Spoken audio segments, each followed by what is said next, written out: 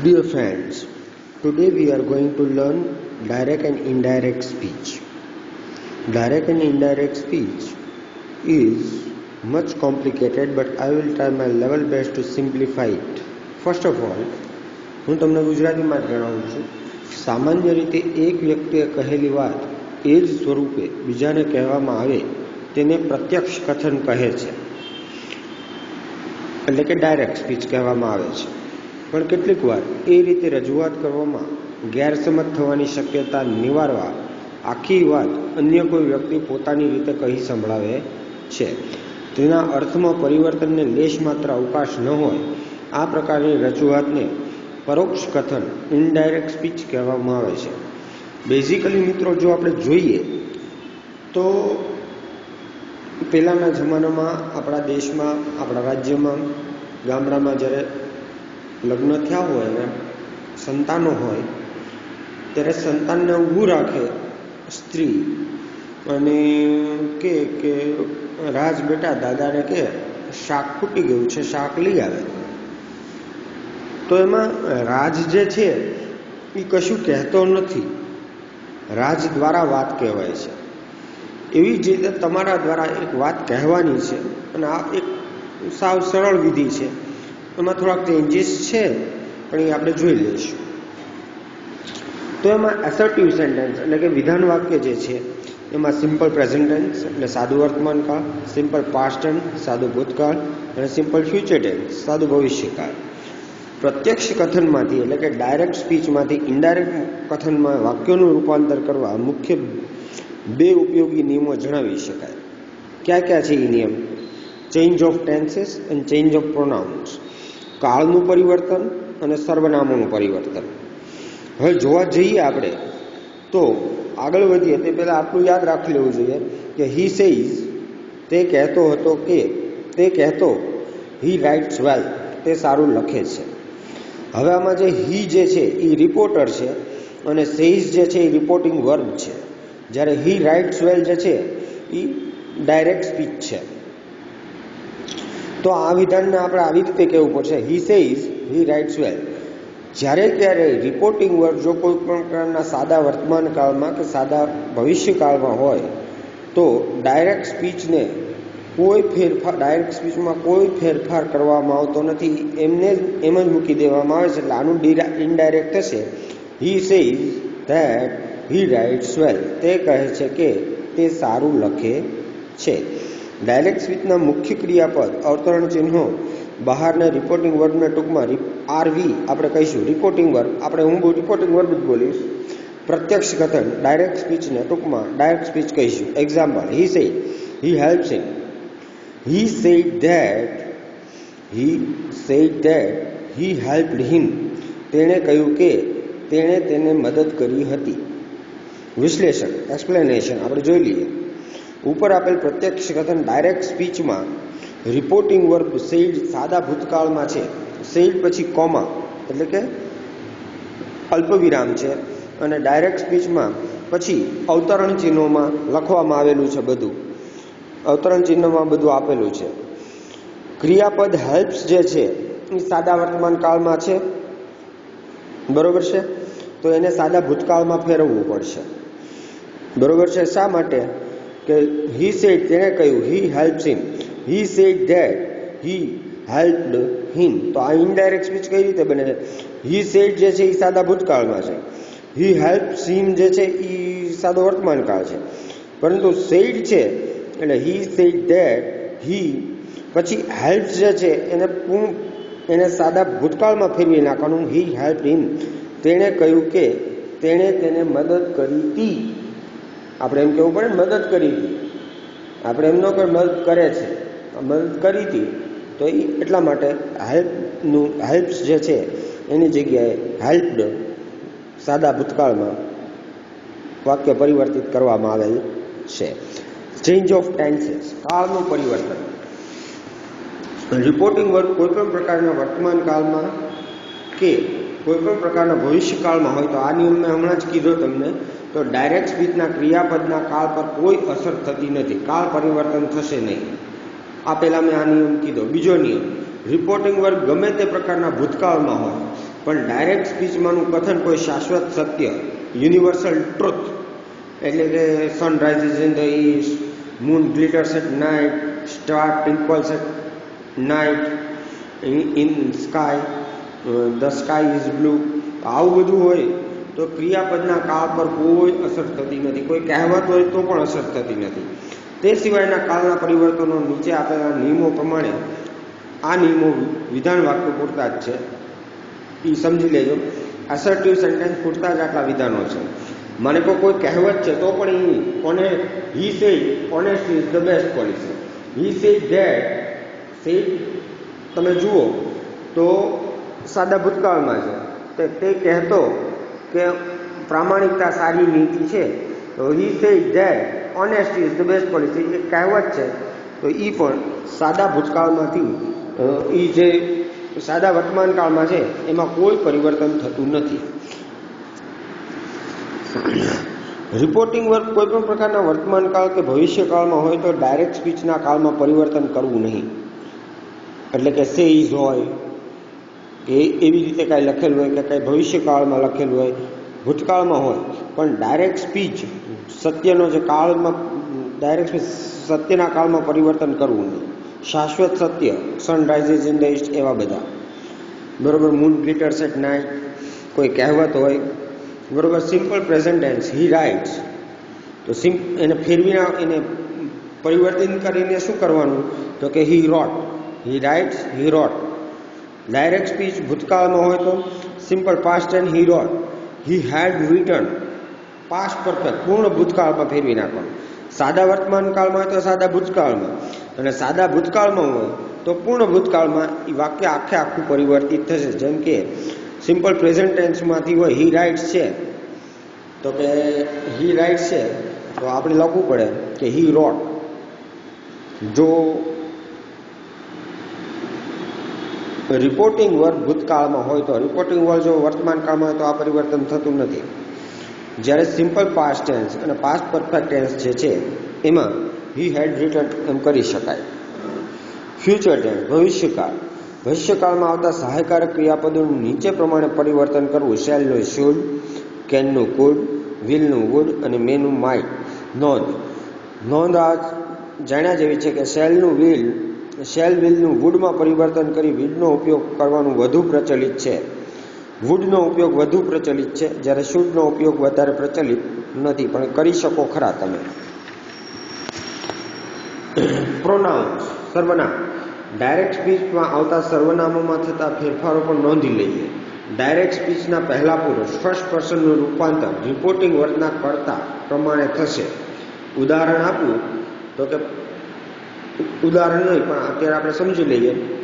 Direct સ્પીચના બીજા પુરુષ એટલે કે યુ હોય એનું રૂપાંતર રિપોર્ટિંગ વર્ગના કર્મ પ્રમાણે થશે, અને ડાયરેક્ટ સ્પીચના ત્રીજા પુરુષનું રૂપાંતર થતું નથી, ચેન્જ થતું નથી. એમાં જે ફર્સ્ટ પર્સન જે હોય છે એ સબ્જેક્ટ એટલે કે કર્મ પ્રમાણે, બીજું ઓબ્જેક્ટ એટલે કે નહીં, સબ્જેક્ટ એટલે કર્તા પ્રમાણે, ઓબ્જેક્ટ એટલે કર્મ પ્રમાણે, અને જો ત્રીજો પુરુષ એકવચન હોય તો કોઈ પરિવર્તન નથી થતું, એમનું એમ રહે છે. N, SON. જો ફર્સ્ટ પર્સન હોય I say him, you should go to Rajkot. I told him to go to Rajkot. બરોબર. તો સબ્જેક્ટ શું છે? આઈ છે, તો આઈનું પરિવર્તન થતું નથી, એ જોઈ શકાય છે. હવે સેકન્ડ પર્સન છે એ ઓબ્જેક્ટ પ્રમાણે ફરે છે. હવે જોઈએ આપણે સિમ્પલ પ્રેઝન્ટ ટેન્સ. એક્ઝામ્પલ, રવિ સેઝ આશીષ લર્ન્સ ઇંગ્લિશ. રવિ સેઝ પ્રેઝન્ટ ટેન્સ જે છે એ સાદા વર્તમાન કાળમાં છે, અને લર્ન્સ ઇંગ્લિશ એ પણ સાદા વર્તમાન કાળમાં છે. તો Ravi says that Ashish learns English. કોઈ પણ પરિવર્તન નહીં. શા માટે? કારણ કે સેઝ જે રિપોર્ટિંગ વર્બ જે છે એ સાદા વર્તમાન કાળમાં છે, અને ધેટ કન્જક્શનથી જોડી અને પછી આશીષ લર્ન્સ ઇંગ્લિશ, ત્રીજો પુરુષ એકવચન, એટલે એમાં કોઈ પરિવર્તન થાય નહીં. SON ના નિયમ મુજબ ફર્સ્ટ પર્સન હોય, આઈ હોય તો એ સબ્જેક્ટ પ્રમાણે ફરે, એટલે કે કર્તા પ્રમાણે, બીજો પુરુષ એક વચન હોય તો એ ઓબ્જેક્ટ કર્મ પ્રમાણે ફરે, અને ત્રીજો પુરુષ એક વચન હોય તો કોઈ પરિવર્તન થતું નથી. એને SON સન તરીકે ઓળખાય છે શોર્ટમાં. He said the earth moves round the sun. હવે જુઓ, મહત્વપૂર્ણ વાત આવી, એક શાશ્વત સત્ય થયું. He said that the earth moves round the sun. તેણે કહ્યું કે પૃથ્વી સૂર્યની આસપાસ ફરે છે.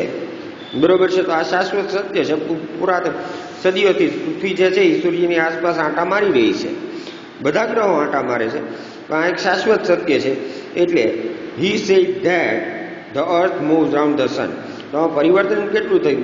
હી સેડ એમનું એમ પણ પછી ધેટ કન્જક્શન આપણે વાક્યને જોડ્યું, અને પછી ધ અર્થ જે છે એમાં કોમા નીકળી ગયા, એટલે ધમાં જે કેપિટલ ટી હતો એ સ્મોલ ટી થઈ ગયો, અને the earth moves round the સન, અને ઇન્વર્ટેડ કોમા નીકળી ગયા ધેટ કન્જક્શનથી જોડાણું.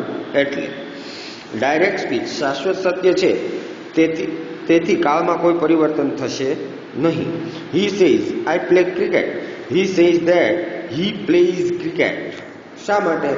તેણે કહ્યું કે તે ક્રિકેટ રમે, કે હું ક્રિકેટ રમું છું. He says I play cricket. He says એણે કહ્યું કે હું ક્રિકેટ રમું છું. જો આમ આપણે કહીએ વાક્ય તો આપણી ભૂલ પડશે. He says I play cricket. તેણે કહ્યું કે હું ક્રિકેટ રમું છું. જો તમે એમ કહો તો સમજવામાં થોડીક મુશ્કેલી થાય. આપણે આગળ જોયું એ પ્રમાણે તો એને ડાયરેક્ટ સ્પીચમાંથી ઇનડાયરેક્ટ સ્પીચમાં પરિવર્તન કરીએ તો કેવું બને વાક્ય? તો આવી રીતે he says that he plays cricket. તેણે કહ્યું કે તે ક્રિકેટ રમે છે. તો આમાં ધેટ કન્જક્શન જોડાણું, અને આઈ છે એનું પરિવર્તન છે હી. હી સેઝ તેણે કહ્યું. કરતા કોણ છે? આઈ, ફર્સ્ટ પર્સન. તો એ કોની મુજબ કર્યું? તે સબ્જેક્ટ કર્મ મુજબ ફર્યું. કર્મ શું છે? તો કે ક્રિકેટ રમવાનું જે છે એને કરતા પ્રમાણે કર્યું. કરતા કોણ છે? તો કે આઈ કરતા છે, એની જગ્યાએ હી પ્લેઝ ક્રિકેટ એમ આપણે મૂક્યું.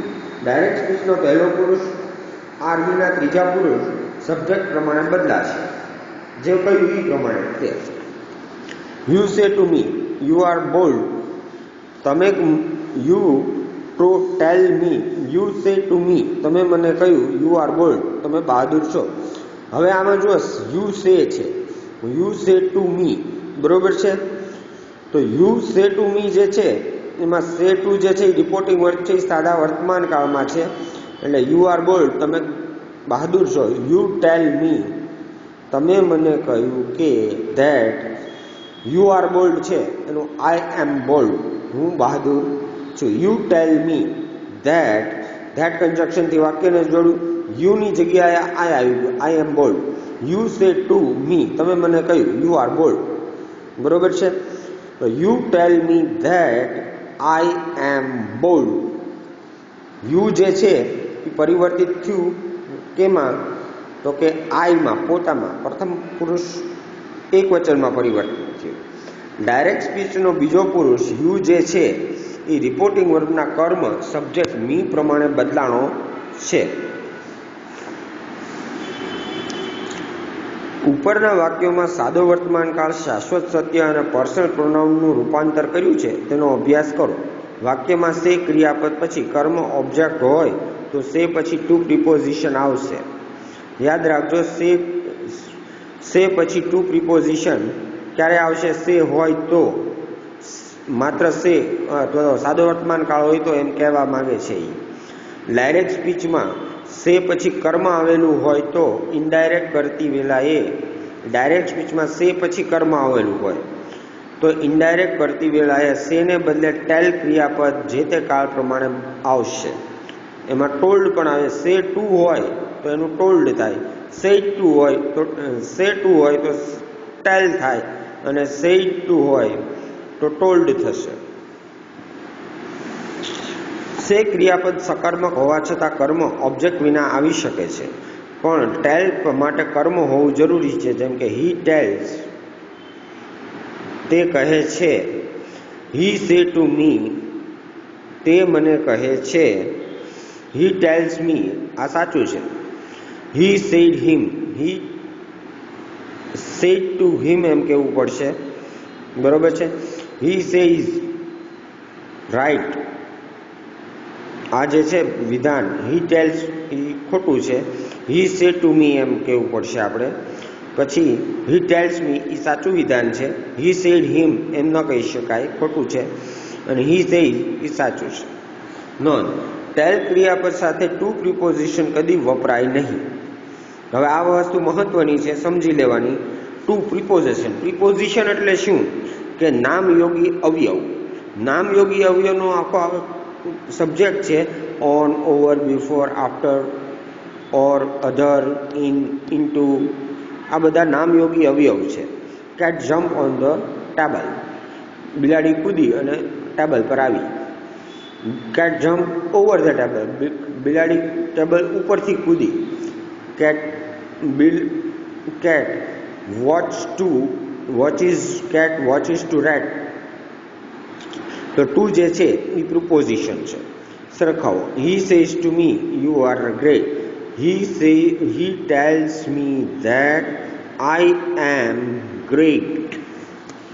અહીંયા જો સે ટુ છે તો ટેલ જે છે એની સાથે ટેલ્સ ટુ મી એમ ન કહી શકાય. હંમેશા તમારે એમ જ કહેવું પડે he tells me that I am great. Simple past tense, સાદો ભૂતકાળ. She says he recited a poem. She says that he recited a poem. તેણીએ કહ્યું કે તેણે એક કવિતા લખી. Shaili says he recited a poem. Shaili says that he had recited a poem. He recited છે તો એ જે હી રિસાઇટેડ એ ભૂતકાળ છે એને પૂર્ણ ભૂતકાળમાં એણે ફેરવી નાખ્યું. He had recited a poem. The guest declared Shyama. The guest declared Shyama has won the gold medal. The guest declared that Shyama has had won the gold medal. તો has won જે છે એ છે has won. તમે સામે જ્યારે કાળ આવે ત્યારે તમને ખ્યાલ આવવો જોઈએ કે આ કયો કાળ છે. મેં તમને ટેન્સીસ એ રીતે જ શીખવાડ્યા છે. એથી કહું છું Shyama has von the gold medal, એટલે કે શ્યામા સુવર્ણચંદ્ર જીતી ચૂકી છે. બરોબર છે. તો એને હેડ વોન કરી નાખ્યું. હેઝ વોન જે હતું એ હતું પૂર્ણ વર્તમાન કાળનું વાક્ય હતું. એણે પૂર્ણ ભૂતકાળમાં ફેરવી નાખ્યું કે the guest declared that Shyama had won the gold medal. હેઝનું હેડમાં રૂપાંતર થાય. Return, had return, has eaten, had eaten, આવી રીતે પરિવર્તન થશે.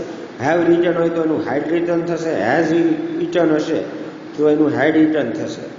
જો સાદો ભૂતકાળ, પૂર્ણ ભૂતકાળ હોય, પૂર્ણ વર્તમાન કાળ હોય તો એને પૂર્ણ ભૂતકાળમાં આપણે પરિવર્તિત કરવાનું રહેશે. બરોબર છે. આટલી વસ્તુ સમજ્યા પછી જો આપણે આગળ વધીએ તો Mrinal said to me, I have an old clock. Mrinal told me that she had an old clock.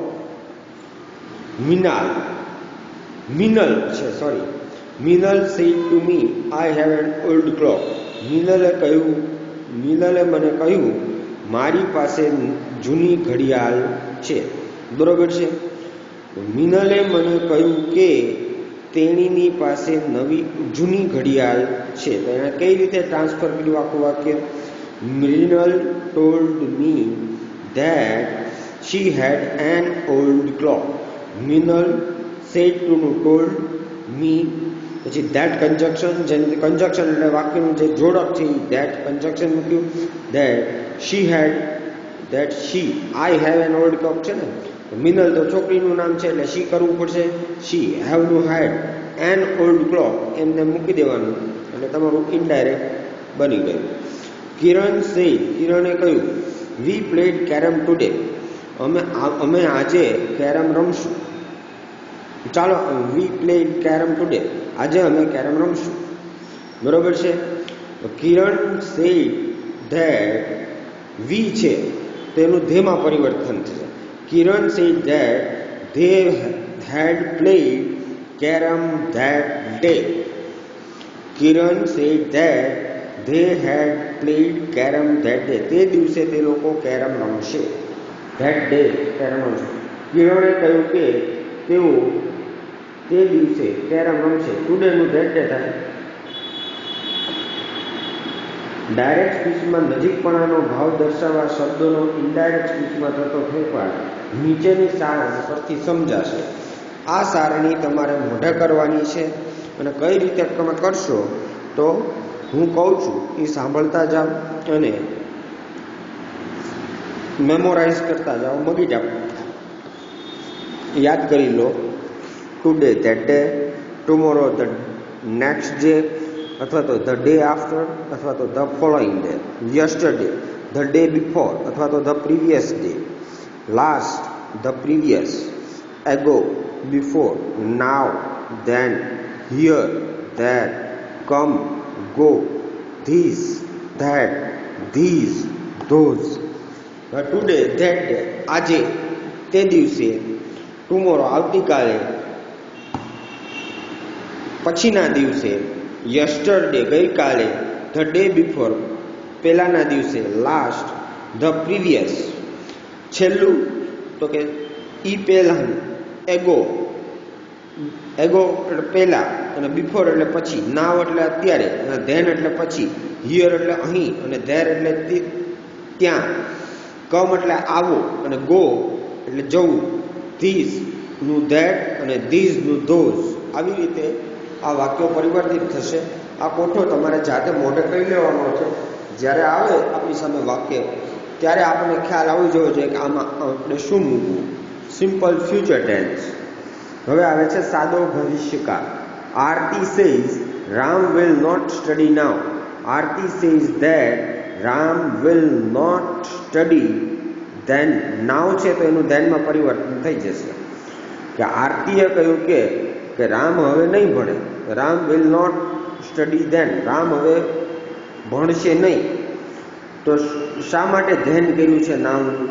તો કે આરતીએ કહ્યું કે રામ પછી ભણશે નહીં એમ વિધાન બનવું જોઈએ. રામે કહ્યું, આરતીએ કહ્યું કે રામ હવે ભણશે નહીં, એટલા માટે નામનું એણે ધેનમાં પરિવર્તન કરેલું છે. રિપોર્ટિંગ વર્ગ વર્તમાન કાળમાં હોવાથી નામનું ધેન જ પરિવર્તન થયું છે, બાકી કાંઈ પરિવર્તન નથી થયું. આરતી સેઝ ધેટ કન્જક્શનથી જોડ્યું. રામ વિલ નોટ સ્ટડી, નાવ છે એનું ધ્યાન કર્યું, બાકી કોઈ પરિવર્તન છે નહીં. આ ભવિષ્યકાળનું વાક્ય છે, સાદા ભવિષ્યકાળનું. Dinkar said I will do my homework today. હું મારું ગૃહ કાર્ય આવતીકાલે કરીશ. Dinkar said that he would do his homework that day. દિનકરે કહ્યું કે તે દિવસે પોતાનું ગૃહ કાર્ય કરશે. Dinkar said I will do my homework today. Dinkar said that he would, વિલનું વુડ થશે, યાદ રાખજો. He would do his, my છે તો એનું હિઝ થશે. હિઝ હોમવર્ક ટુડે છે that day, his homework that day. Reporting ભૂતકાળમાં હોય તો આઈ એ મેં કહ્યું તે એ પ્રમાણે જ છે. એમાં અબ્દુલ સેડ ટુ મી, અબ્દુલે મને કહ્યું you can close the door, હવે તમે દરવાજો બંધ કરી શકો. અબ્દુલ ટોલ્ડ, સેડ ટુ છે એટલે told. Abdul told me that I can close the door.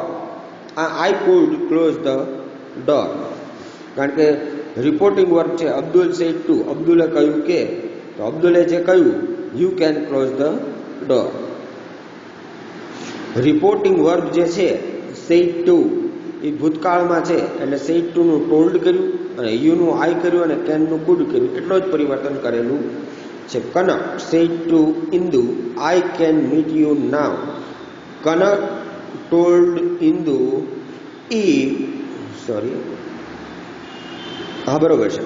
Kanak told Indu that she, Kanak છોકરીનું નામ છે, that she could meet her then. Kanak told Indu I can meet you now. Comma કરીને inverted કોમામાં લખેલું છે I can meet you now. Kanak told Indu that she could meet meet her then. Reporting verb ભૂતકાળ ઇનડાયરેક્ટમાં said ટુનું, told આઈનું, she કેનનું, could યુનું, her અને નાવનું, ધેન આટલું પરિવર્તન. વાક્યમાં ઘણું બધું પરિવર્તન થયું છે.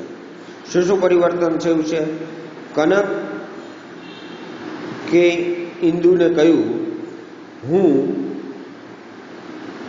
તને મળી શકું એમ છું.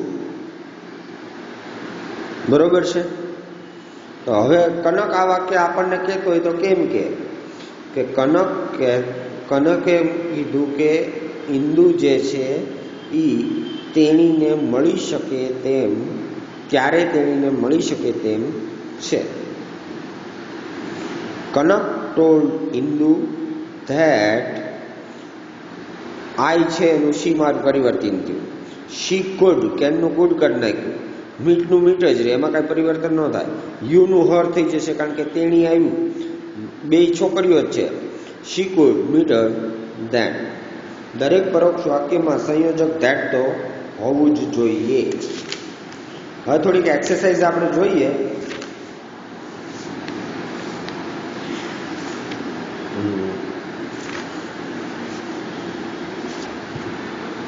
વાક્યના પ્રકાર આપણે જોઈ લઈએ.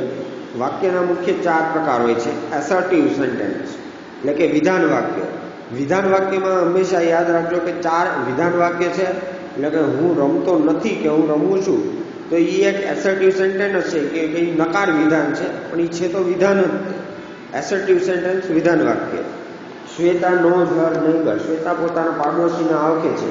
શ્વેતા ડઝ નોટ નો મી, શ્વેતા મને ઓળખતી નથી. તો ન તે ઓળખતી નથી એ પણ એસર્ટિવ સેન્ટેન્સમાં જ આવશે, વિધાન વાક્ય, પણ નકાર વિધાનમાં આવશે. ઇન્ટ્રોગેટિવ સેન્ટેન્સ પ્રશ્ન વાક્ય. Did Swati buy new sari, શું સ્વાતિએ નવી સાડી લીધી હતી. ઇમ્પિરેટિવ સેન્ટેન્સ આજ્ઞાર્થ વાક્ય. Come here, go there, fire, jump, dance, run, આ બધા ઇમ્પિરેટિવ સેન્ટેન્સના ઉદાહરણ છે. આજ્ઞા આપે છે. બરોબર છે? Get out, come in, shut up, આ બધા ઇમ્પિરેટિવ સેન્ટેન્સ છે, આજ્ઞા આપે છે. કમાન્ડિંગ જે કહેવાય છે ને એ. એક્સક્લેમેટરી સેન્ટેન્સ ઉદ્ગાર વાક્ય. How beautiful the baby is, બાળક કેટલું સુંદર હતું. આશ્ચર્ય વ્યક્ત કરે છે. મૂન ઇઝ મચ બ્યુટીફુલ, ચંદ્ર છે ખૂબ સુંદર છે. What a beauty she is, Katrina Kaif. બરોબર છે? આવી રીતે એક્સક્લેમેટરી સેન્ટેન્સ બનતા હોય છે. પછી she is much cute, he is much offensive, તો આવી રીતે કહી શકાય. તો એ ઉદ્ગારવાચક વાક્યો છે. ધોરણ 10માં interrogative sentence, imperative sentence, exclamatory સેન્ટેન્સનું ડાયરેક્ટ ઇનડાયરેક્ટમાં રૂપાંતર કરવાની રીત શીખવાની છે. ઇનડાયરેક્ટ સ્પીચમાં લેટવાળા વાક્યો હવે આવે છે, એ જોઈ જઈએ આપણે ખાલી. નીચે આપેલી રચનાનો અભ્યાસ કરો. The student said to me, let me read sir. The student told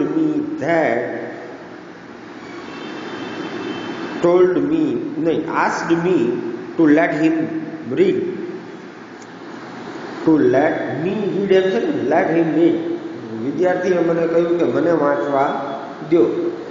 Shweta said to her mother, let us go for a walk. Shweta propose અથવા તો શ્વેતા સજેસ્ટેડ અથવા તો શ્વેતા ટોલ્ડ એમ કરો તો પણ. Shweta told her mother to go for A asked her mother to go for a walk, that they should go for a walk. Let us go for a walk, they should go for a walk. તે લોકોએ ચાલવા જવું જોઈએ. પહેલું વાક્ય આજ્ઞાર્થ સ્વરૂપનું છે, એમાં ઇનડાયરેક્ટ સ્પીચ તેનું રૂપાંતર આજ્ઞાર્થ વાક્યના નિયમ પ્રમાણે થાય છે. બીજા વાક્યમાં શ્વેતા ફરવા જવાનું સૂચન એક નમ્ર અરજી કરે છે, એટલે સેડ ટુની જગ્યાએ તમારે સેડ ટુ હોય એની જગ્યાએ ટોલ્ડ મૂકો તો ખોટું પડશે નહીં. પ્રપોઝ ટુ કે સજેસ્ટેડ મૂકો તો પણ ખોટું નહીં પડે. અને આ બે રીતે આ વિધાન કહી શકાય છે.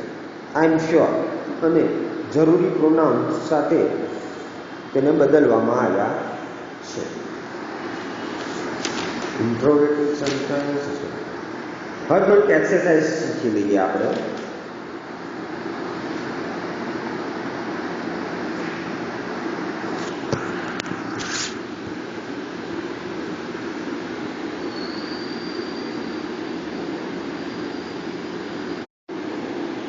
હજી આપણે માત્ર વિધાન વાક્યનું અને નકાર વિધાનનું ડાયરેક્ટ ઇનડાયરેક્ટ શીખ્યા છીએ. હવે ઇન્ટ્રોગેટિવ સેન્ટેન્સનું વિધાન વાક્ય આવે છે એ આપણે નેક્સ્ટ સરખી રીતે સમજીને કરશું, કારણ કે બહુ બધું જો ભેગું થશે તો ખીચડો થશે. હવે થોડીક એક્સરસાઇઝ હું કરું છું તમારી સમક્ષ, એ તમે જુઓ, તમને ખ્યાલ આવશે કે કઈ રીતે આ હોય છે. બરાબર છે? એક્સરસાઇઝ હું તમારી અપેક્ષિતમાંથી જ તમને કરાવું છું અને એ થોડીક સરળ છે. એમાં જે પૂછાવાનું છે એમાંથી જ જે પાછલા વર્ષોના પેપર હોય એના આધારે છે, તો તમે ધ્યાન આપશો.